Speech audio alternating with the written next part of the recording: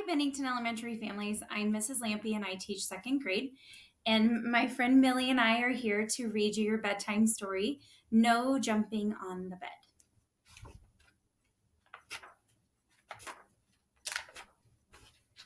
In his room near the top floor of the tall apartment building, Walter was getting ready for bed.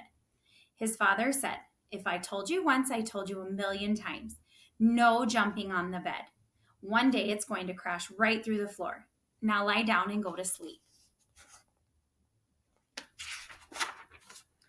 Walter plopped down on the pillow and squeezed his eyes closed. "Good night," said his father. He turned off the light and pulled the door almost shut. The room was dark and quiet, except for a soft thump, thump, thump coming from the room above. "That's Delbert upstairs," thought Walter.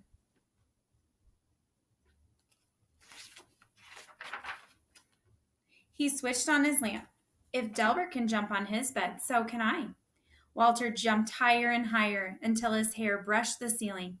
When he landed, the mattress creaked, the floor cracked, and his whole bed tipped up sideways. Then down through the floor went Walter, bed and all.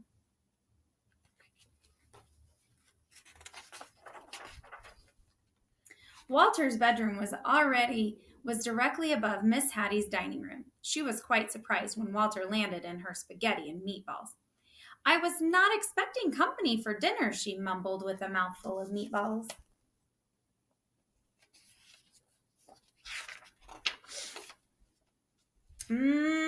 Said Walter. "Spaghetti is my favorite." But he didn't have a chance to eat. His bed smashed through the table and kept right on crashing down through the floor. Down and down fell Walter, Miss Hattie, the spaghetti, the bed, and all.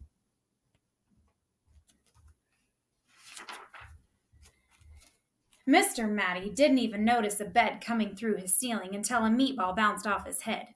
Miss Matty landed on his lap and Walter splashed into his aquarium. "I already had one bath tonight," said Walter. He wanted to watch the monsters on TV, but his bed crunched through the floor and took the TV with it. Down and down fell Walter, Miss Hattie, Mr. Matty, the TV, the spaghetti, the bed, and all.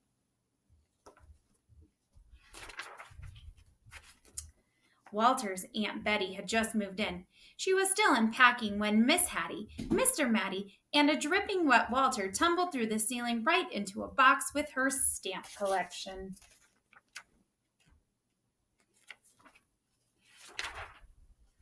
Walter burst through the bottom of the box and down through the floor. Aunt Betty soon followed.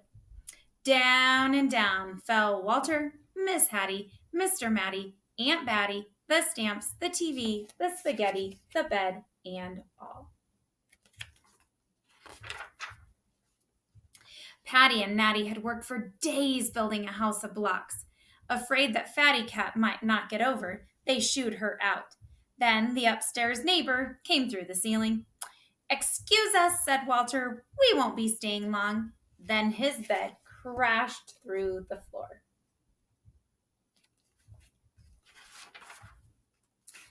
Down and down fell Walter, Miss Hattie, Mr. Matty, Aunt Batty, Patty, Natty, Fatty Cat, the blocks, the stamps, the TV, the spaghetti, the bed, and all.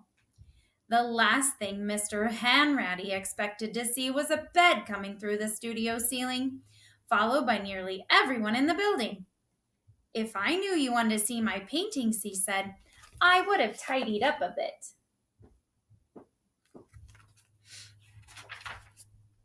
Then his floor caved in and everyone followed Walter's bed down through the hole.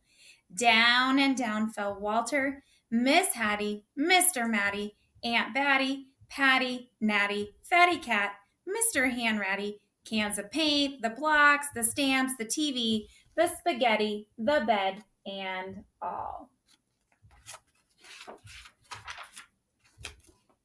Maestro Furlan-Gaddy and his string quartet were astonished by the colorful crowd that dropped in unannounced. "I love an audience," he said. But when paint splattered everywhere, the maestro wished his audience would leave, and they did, taking his string quartet with them.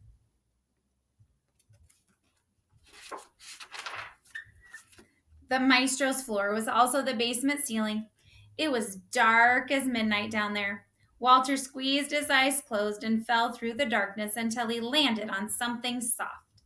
He opened his eyes. Everything was in its place, and outside the door his mother and father were talking quietly.